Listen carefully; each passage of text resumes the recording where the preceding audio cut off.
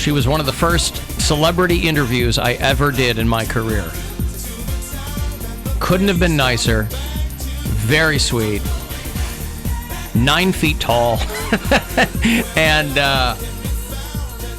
not too shabby in between, you know what I mean? And of course, I don't know if RuPaul goes by she. Does RuPaul go by she? I think he goes by he. I think he goes by he, too. Yeah. He's never switched up the... He was a drag queen, but like when he's in drag, he goes by she, but when he's just going he's not transgender. He's a transvestite, yeah. But, so one of the very first celebrity interviews, very briefly early in my career, I worked at a dance station, if you can believe it. And so RuPaul was relatively new. First album was out, so she was doing a lot of press. He was doing a lot of press in, places that maybe you wouldn't otherwise. So I don't watch Drag Race. I don't keep up with every single thing he does. But I like RuPaul a lot. And he's in the news. Did you see why he's in the news? No. There's really no reason to pay attention to what the president says because it's all hokum and flim-flam. But the typos in his tweets can really throw some amazing things into the public discourse. Oh, can I guess? Can I guess it? Because I did not see this, but I'm guessing what he did. Sure, go ahead. He meant to @ Rand Paul, and he typed RuPaul. No, but I like where your head is at. Okay. No, he misspelled Republican Party. He spelled it R-U-P, so it became the RuPublican Party. And so now that has gone viral. Join the RuPublican Party. RuPaul himself tweeted this out at some photo of himself in complete drag outside the Capitol. And so, of course, if you see hashtag RuPublican, I would love to see RuPaul run for president. Please run for president, please. And so people are attributing... I wonder what GOP will stand for then.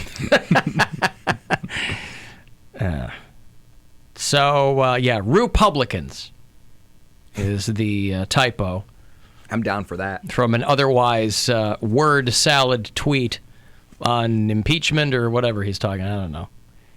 He said he wants to read the Ukraine transcript to the public on television. Can you read? I don't think so. But that in itself would be fantastic.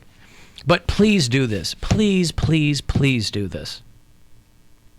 Please do this. Can we get the real transcript and not the doctored version that they put out? But this is a guy who consistently thinks that telling you, he thinks these things will exonerate him from something. Oh, yeah. I'm not sure why he thinks he's so charming, by the way. He seems to operate a lot on the perception... He's surrounded by yes men all the time. So when you're surrounded by people that are always agreeing with you, now you're like, yeah, right. But I'm just saying there is zero evidence that this guy has ever charmed anyone into doing anything ever. But please do. He intimated in an interview that he might want to do like an old FDR style fireside chat.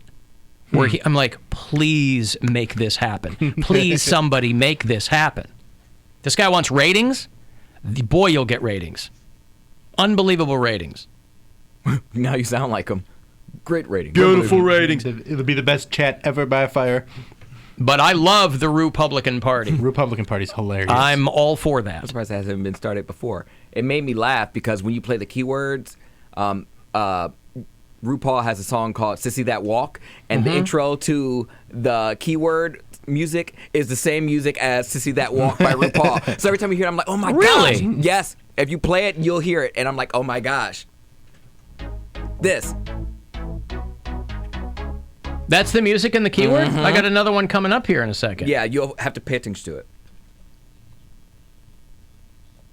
All right. You mean not for the keyword or alter ego? Because they're two different things. The cash, you mean? Whatever one you last played. Oh, alter ego. The alter ego one, yeah. Oh. So it just makes me laugh. The one at 5 o'clock that I played. Yeah. Play it again. I mean, I'm not giving away another trip, but... Humor me. Okay, I will. It's for Poundcake. I'll humor you. For Poundcake. Hold on. Because that's what I think every time he plays that. I'm like, RuPaul. Hey, it's Rover. Wait. Time for Okay, hold on. your shot at a trip to our iHeartRadio alter ego. It's not going to be RuPaul music in an alter ego thing. But it just made me laugh because it's the same music. It doesn't sound like it at all. You didn't listen to the whole thing. Oh, well, I'm not going to play the whole thing. Okay, anyway. I still like Back to My Roots. Monday, the bumper that I played coming back is a song called Back to My Roots, which was from his first album. And I just love... Now, granted, the whole song, I chopped it up a little bit. The whole song is basically him going through different ways to do black people's hair. Because his mom ran a salon in Atlanta. And it was a shout out to his mom. But anyway. You know, a lot of people throughout the course of this Democratic field, it has become a thing now that Tulsi Gabbard, who is a representative from Hawaii, I think, that she's getting thrown into the mix as a potential third-party candidate, that she may break away. And if she does, I hope that she does not register herself as an independent. I hope that somehow she can be convinced to register as a RuPublican. I don't even know what the platform would be other than heels. Didn't Trump say that he thought that Tulsi Gabbard was a spy? No, Hillary did. said that. She said, I think that they're grooming her. I mean, Hillary. She came out of the woods. She needs to go back in the woods. Like, she comes out of the woods, says, hey, I think she's a spy, and then just goes right back in. No one hears a peep from her. No, but she's doing like a press tour. She was on the Daily Show the other night with Chelsea. They got a book out. No one cares about Hillary Clinton. The only people that care about Hillary Clinton are the red hats. For some reason, they're still talking about her. I know that they need like a fake enemy, but like they're still talking about her. And I don't understand it. She's on a book tour, and the only problem with that is they're going to ask her questions that have nothing to do with the book. I think the book, she and Chelsea did a book, I think. She has so many books. About like, I think this is like a picture book or something. It's like Strong Women or a completely innocuous subject. It's not like a memoir. Women? Like those like real jacked women? Not physically strong women. No. Like, those bodybuilder women? No, she and Chelsea did a book. The Book of Gutsy Women. Favorite Stories of Courage and Resilience. It's a book on gutsy women, okay? Right there in the top. Yeah. Couldn't be a more straightforward, bipartisan, kind of thing. But every time she sits down, somebody asks her some question, and then she goes off the reservation. It's like, boy, just ask her about the book. I mean, I know everybody's trying to get a viral moment from her, but she's not interesting. Can't she just not put things out? No, you can't. Listen, I don't know. I mean, but she's not interesting. She wasn't a good candidate. The Republican Party. No. I think she's very interesting, and she's very capable. She's not interesting. Okay, well, I think she is. I'm just saying that when you throw things like that out and you feed into what is already a monster of a conspiracy machine, then people just go, see? It's like, dude, just go over there and plug your book. Poor Chelsea sitting there like, I'm just here to talk about a book. For kids. Because Trevor Noah was joking last night. He goes, how did you kill Jeffrey Epstein? Which is funny. But Hillary's got to go, ha, ha, ha, ha, ha, ha. Chelsea, not even, she's like stone-faced because she goes, Jesus, I know what this is going to turn into. Because you have to laugh at that because it's a comedy show. Right. You have to laugh because obviously it's absurd. But at the same token, it becomes like a still shot of her going, there she is laughing about killing Jeffrey Epstein. It's like, pretty funny for him to ask that. Yeah. It is funny. It was a funny line. Yeah. How'd you do it? I got $1,000 here for you. A chance for you to go fund yourself. Good luck. Hey, it's Rover. Go fund yourself. We have your shot at $1,000 now. Text the nationwide keyword FISH to the number 200-200. You'll get a text confirming entry plus iHeartRadio info. Standard data and message rates apply in this nationwide contest. That's FISH to 200-200. Good luck and go fund yourself from 100.7 WMMS. And that'll be the best fireside chat ever from the standpoint of fire. Very good. Yeah, very well done. Yeah. One of the wettest we've ever seen from the standpoint of water. Such a charmer. You guys didn't feel that? That charm? The charm just coming pouring through? Gives me goosebumps. Seeping out of his pores. Ooh, seeping charm. At the Agora. Mm-hmm. Alan, I just used that "Can I smell your vagina" joke on my girlfriend. Now I'm in the doghouse. It's worth it, though, right? Probably. It would have to be worth it. I mean, you laughed, so it's worth it. She didn't laugh. Whatever. Alan, Pelosi is going back to the Russian hoax because Democrats have nothing on the Ukraine. Ukrain.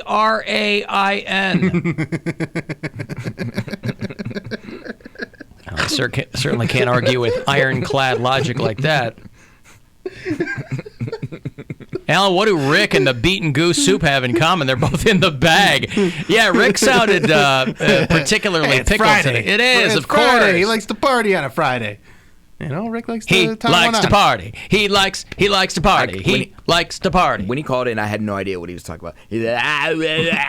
But that's the fun, is we get to suss it out. We get to use context clues. Yeah. Right? I don't need a crystal clear Rick. I like interpreting Rick. Yes. Rick is an art. He's just like, he puts stuff out there and then you make it what you want. You interpret it how you see fit. That's right. So I'm not sure this Ukraine of which you speak, sir, or madam, but whatever.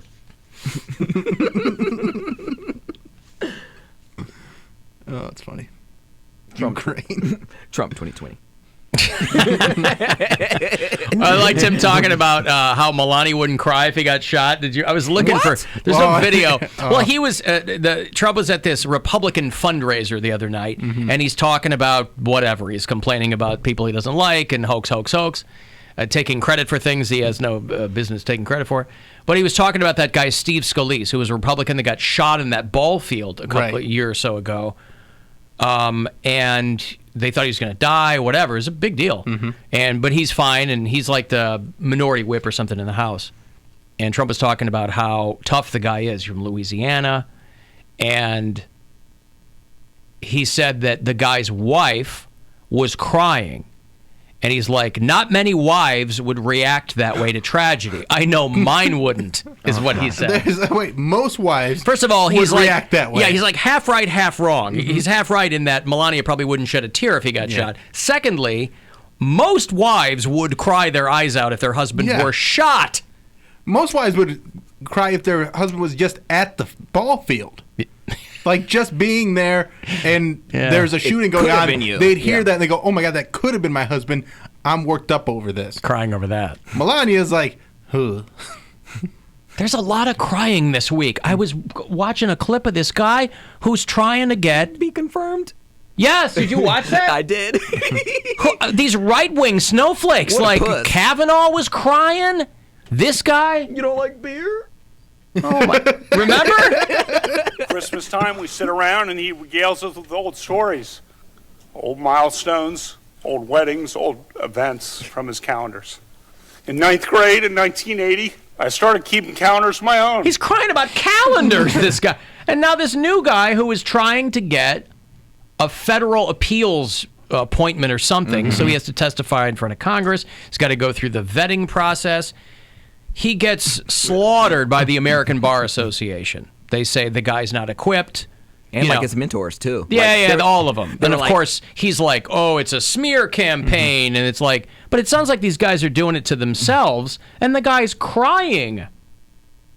And what is going on? That's what you want, a judge who cracks under the smallest bit of pressure. He couldn't even get it out. Lawrence Van Dyke is up for a spot on the appeals court, but just last night, the American Bar Association issued a scathing letter rating him as not qualified. The group says it conducted 60 interviews and concluded that Mr. Van Dyke is, quote, arrogant, lazy, and an ideologue. He also claimed that Van Dyke's peers raised concerns about whether he could be fair to the LGBTQ community. 60 interviews from his peers. And bosses. And they're like, this guy sucks. 60. To the LGBTQ community, and he said the accusation was deeply hurtful. Here he was. I did not say that. I'm sorry. No, I did not say that. I do not believe that. By the way, I'm doing you a favor. I chopped out long pieces of silence where he was trying to compose himself. Oh, and remember when they went crazy on Obama because he was crying over kids that were murdered? Yeah. Yeah. Oh, yeah. Obama was a pussy because some kids got killed in a mass shooting. Yeah. And he was crying. And they go, fake tears. Yeah. This guy's trying to get a judgeship. By the way, even if these guys don't get the better position, they go back to being a judge like they were. Right. They still got a great life. If they interview 60 of your peers and bosses, and those people come to the conclusion that you might be tough on the LGBT community, there's probably something there. Chances are. Fake news. I did not say that. I'm sorry. No, I did not say that. I do not believe that. It is a fundamental belief of mine that all people are created in the image of God. They should all be treated with dignity and respect. Hey, what's with all the crying? It's like the guy's retiring from baseball. Some 18 years ago, I left Dayton, Ohio, with 2 very bad knees and a dream to become a Major League Baseball player. I thank God that dream came true. I mean, that I get crying. You know, you've given of your mind and your body, and that guy, if he doesn't get it, he'll just go back to being a judge. That's a pretty good gig. He should do the fireside chat in the middle of the California wildfires. There you go. Alan, I'm a female listener. I can confirm. Mozgov is not attractive. How dare you? I'll tell you what, I am certainly glad that he didn't hear that when he was on the phone. It hurt his feelings. That is He'd hurtful. Be crying like this judge. Like Van Dyke. That's right. And I don't want to hear Mozgov crying like Van Dyke. That'd be upsetting. No, I did not say that. I do not believe that. But anyway, yeah, these are guys who want vaunted positions in the government for life. And for life. That's the other thing. These are lifetime appointments. That's why they're trying to get these guys who they're not qualified, but they're young. I mean, this guy's not 27, but there are all these judges who have been quietly put into these positions while Trump's been president, just because they're young. Not because they're qualified, but because they're young. And they're yes men. And they go, they'll be in there forever. Yep. This guy's 28, doesn't know anything, but he'll be in there forever. It's the long game. Do you see Tommy Laren's Halloween costume? No, who cares? She was Alexandria Ocasio-Cortez. Right. And then didn't go well for her, though. No, because she's like, she hates America, she hates freedom, and she was a bartender. They love bringing up the fact that she was a bartender. I don't get why they think that's a bad thing. They keep bringing this up. Like, because they only pretend to like working people. Yeah. It's a job. A lot of people have that job. Yeah. It's not a bad job. It's a good way to make a living. And it's how she paid for like getting through school, right? Wasn't a very good costume, though. I knew what she was trying to do. She didn't do any I'd rather face. But still, I'd like to see Tommy Laren do like a Foxy costume. Don't dress up like Alexandria Ocasio-Cortez. Well, she's foxy. Is she? Yeah, she's pretty hot. No, I think she's okay looking. She's not. Tommy Laren's foxy. I'm not talking about what she believes or what comes out of her mouth. She's hot. Yeah. AOC's not hot. Her attitude makes her ugly. Huh? Her attitude makes her ugly. I'm sorry. I'm just saying. I'm just talking about facially. He's just being superficial. I'm being superficial and shallow. I know. That happens to the best of us. Believe me. I'm just saying. I mean, if that was her costume, I feel like she could have done better to nail the costume. I don't know how you do that. She just put on a long brown wig and glasses and held a Karl Marx book. Right. But she should have been like a Dallas. her for being a bartender. But she should have gone as a Dallas Cowboy cheerleader or something. Right? Yeah. She lost her slut pass. But even if you're some red hat nutbag, you don't like Tommy Laren for what she you don't care what she says, really. You know, you're happy to have some pretend blonde girl in your corner. She should be out there giving them what they want, which is Dallas Cowboy cheerleader outfits. Why couldn't she go as slutty AOC? That's what I'm saying. Yes. If you're going to do that. Yeah, if you're calling her a communist, saying she shares everything with everyone, then be the slutty version of it. For real. Somebody is watching texted me, Alan, the wipes behind your head, could you please replace those with something more inspirational or nothing? Yeah, we got a big jug of lemon scent disinfecting wipes. Yeah, I'll move them. There you go. I need to focus on me, Bill. Out of People sight, are watching. out of mind. That's right. Not on the disinfecting wipes. Making fun of our set. Those are our prop guys. Damn it. No, Yeah. That's a sponsored wipe. Yeah. Generic lemon-scented wipes. No, we can't move those as product placement. Put them back there. I think they're Up and Up Up brand. and Up. Target brand. God damn it. Lemon scent disinfecting wipes. Ah, lemon. No, put them back there. I just want to piss these people off. That's right. Uh-huh. Kills cold and flu viruses. 99.9% of germs. Well, and again, it's something got through because I got sick over here. with a fresh lemon scent. Well, you should have been eating these. You're not supposed to eat them. Oh, you're not? Nope. Oh, man. I've been chowing those down like popcorn. Now you tell me. They'd be like, why is your station so messy? Like, oh no, that's those are all props. Like you literally It's just all product pull one placement. string and everything just falls. That's right. It's not really messy. Yeah. No, this is our... This isn't really random paper is from Office Max. Yeah, this really isn't crumpled paper. All right. Not real. Where's it from? Oh, I don't know. It's just not real. It's not real. You're crumpling it. It's real. It's real paper. Where's it from? It's from my freestyle. What? This was from my freestyle I did on air. Yeah. Oh, And yeah, you guys yeah. told me to keep it and I crumpled No, it. I meant who's the client? Who's the sponsor of your crumpled paper? Paper Max. Paper man. Works for me. Yeah. What paper company? I don't know. Yeah, I know. Thunder Mifflin. This is Poundcake for Paper Max. Mead. Okay, Tool tickets. When I get back, they handed me a couple yesterday, so I'll have tickets today and Monday. Tool and Killing Joke. The wait is almost over. It's Wednesday night at the Romo Fijo. So if you want to see that show, I will hook you up as soon as we return. 35192 if you want to text. The Alan Cox Show on 100.7 WMMS. And everywhere you go on our free iHeartRadio app.